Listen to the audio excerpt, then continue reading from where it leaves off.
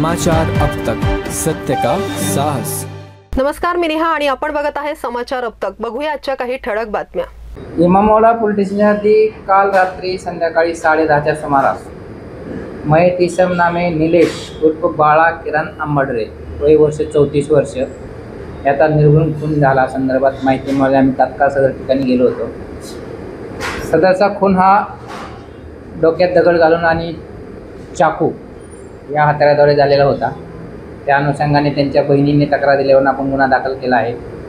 सदर गुन्ह्याच्या तपासादरम्यान 2 अल्पवयीन मुलांचा आणि संबंधित मयत इसमाचा पैशाच्या देवाणघेवाण वाद होता आणि त्या अनुषंगाने सदर 2 अल्पवयीन मुलांनी सदर मयत इसमाला गाठून त्याच्या डोळ्यात चटणीची पूड टाकून चाकूने मारहाण करून व मोठ्या दगडाने डोक्यावर मारून खून केलेला आहे। सदर बाबतची माहिती प्राप्त होताच सदर दोन्ही अल्पवयीन मुलांना आज ताब्यात घेतलेलं आहे आणि बाल न्यायालय यांच्यासमोर हजर केलेलं आहे।